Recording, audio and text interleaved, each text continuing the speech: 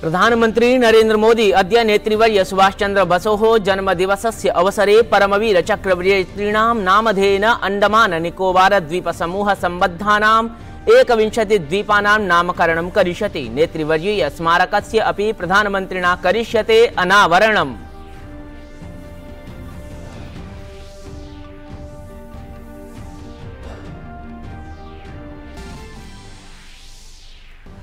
राष्ट्रपति पदासीना द्रौपदी मुर्मु अद्य नवदेहल्यां 11 बालेभ्यः प्रधानमंत्री राष्ट्रीय बाल पुरस्कारं प्रदास्यति। प्रधानमंत्री नरेंद्र मोदी श्वः एतैः पुरस्कार विजेतृभिः सह संवादमपि करिष्यति।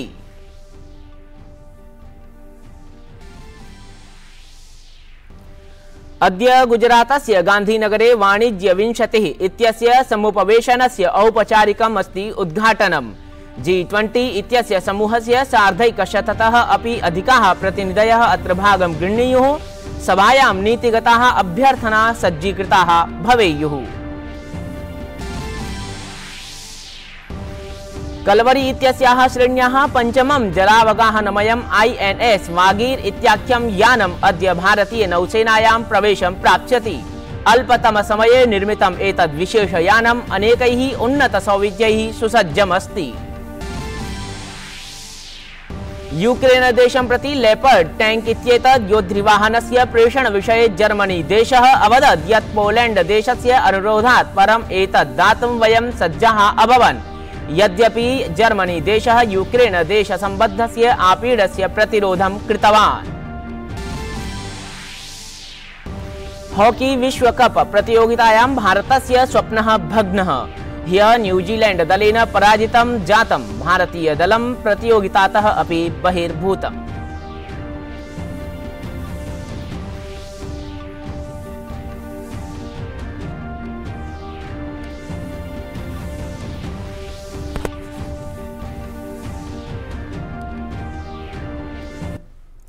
अभिवादये, अयमहमस्मि तेजस्। अत्र भवतां प्रियप्रेक्षकाणां स्वागतम् एतस्मिन् डीडी न्यूज वार्ता प्रसारणे। अथेदानीं वार्ताः विस्तरेण।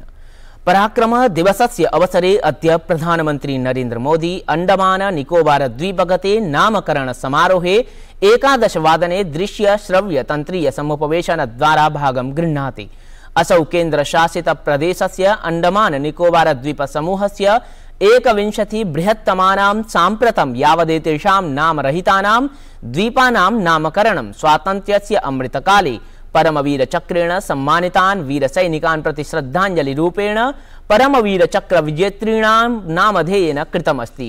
कार्यक्रमावधौ प्रधानमंत्री नेतृवर्य सुभाषचंद्र बसु द्वीपे निर्मितस्य नेतृवर्याय समर्पितस्य राष्ट्रिय स्मारकस्य आदर्श स्वरूपस्य अपि अनावरणं करिष्यति।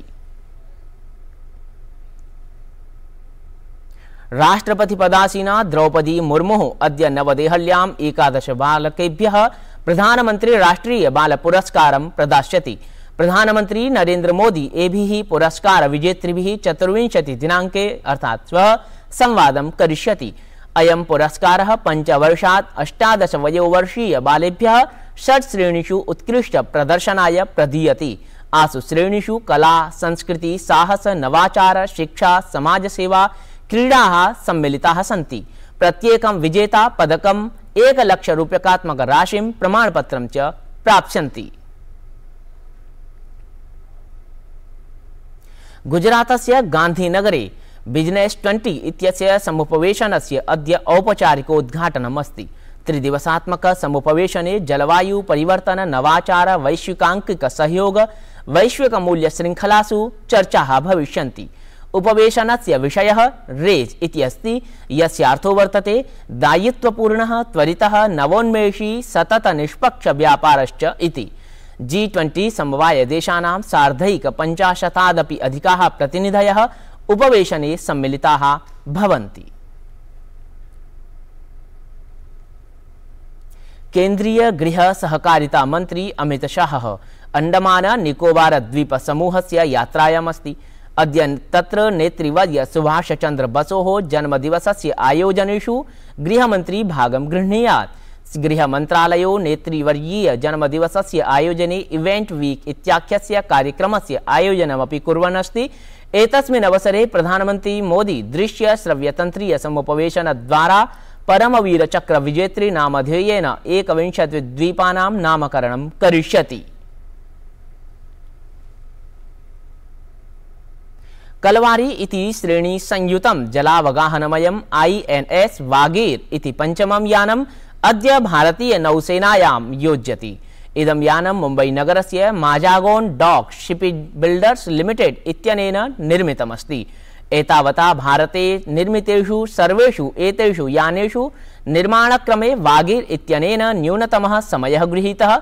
अद्य वागीरस्य प्रवर्तनावसरे भारतीय नौसेना प्रमुखः एडमिरल इत्युपाधिभूषितः आर हरिकुमारः मुख्यः अतिथिः स्यात्। विगत वर्षस्य फरवरी मासे निर्माणपरस्य वागीरस्य समुद्र परीक्षणस्य अनन्तरं कठोर निरीक्षणं समुद्री परीक्षणं च कृतमस्ति।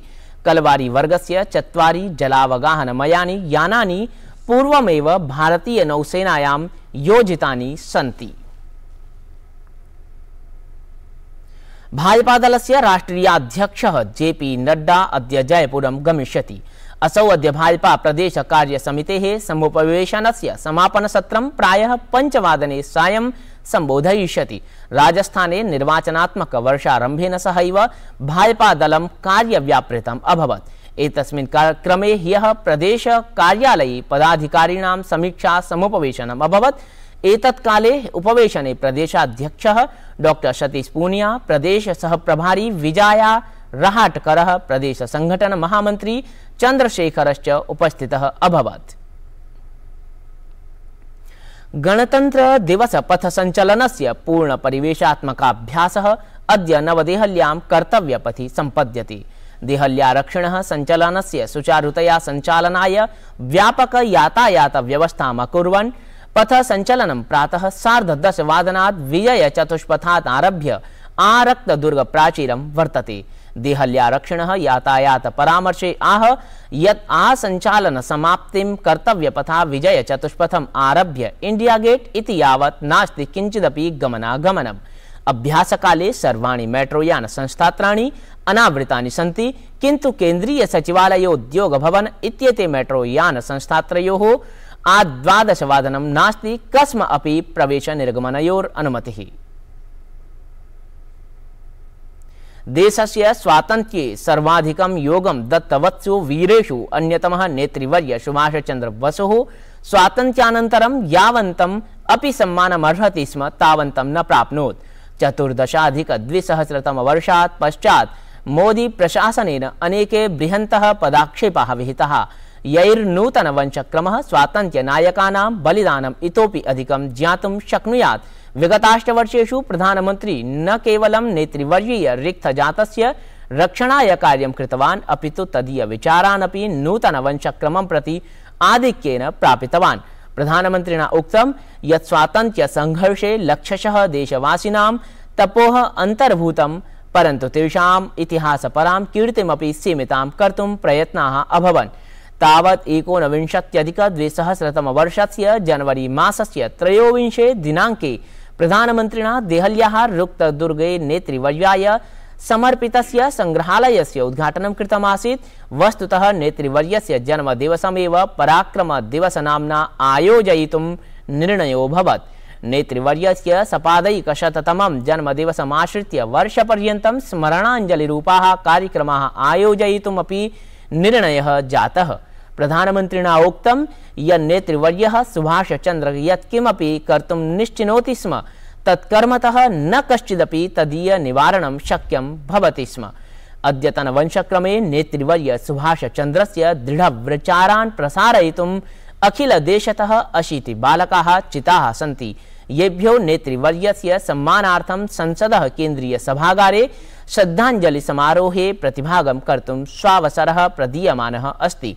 चितेषु 80 युवा बालेषु 30 बालेभ्यः हिन्द्याङ्ग्ल संस्कृत मराठी बाङ्ग्ल इत्यादिषु नाम 5 भाषासु कार्यक्रमे नेतृवर्यस्य विषये वक्तुम् अवसरः प्राप्नुयुः।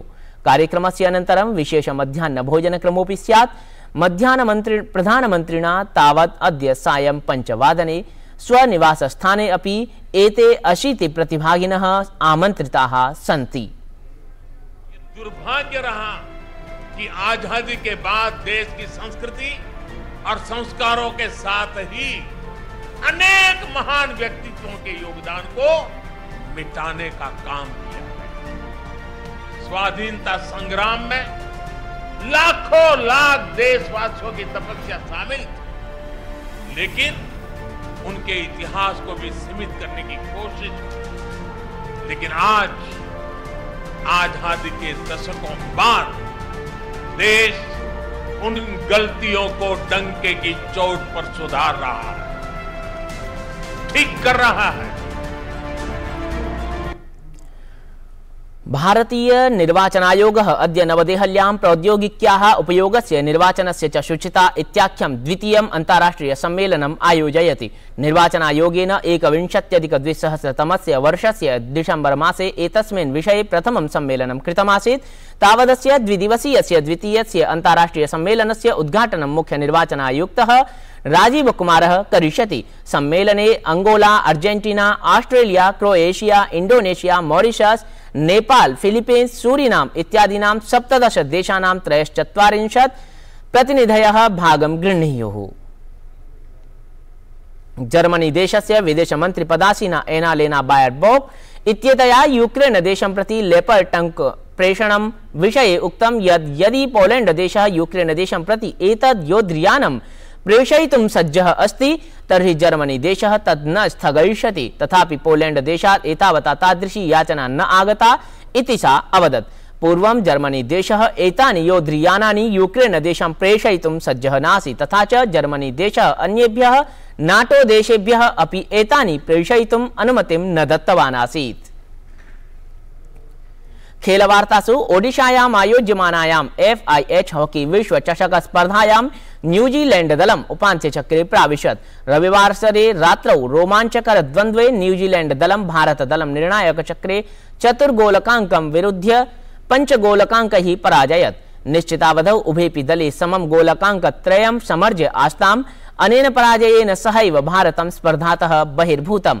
अतः प्राक् स्पेन दलेन अपि मलेशिया दलं निर्णायक चक्रे 3 गोलकाङ्क विरुद्धं 4 गोलकाङ्कैः पराजित्य प्रागुपान्त्यचक्रे प्रविष्टवत्। आभ्यां दलाभ्यां निर्धारित काले गोलाङ्कद्वयं समत्वमेव प्राप्तमासीत्। एतद् वार्ता संस्करणम् अधुना सम्पद्यते। अभिनवाभिर्वार्ताभिः सह पुनरुपस्थास्यामः। तावत् मङ्गलं भूयात्।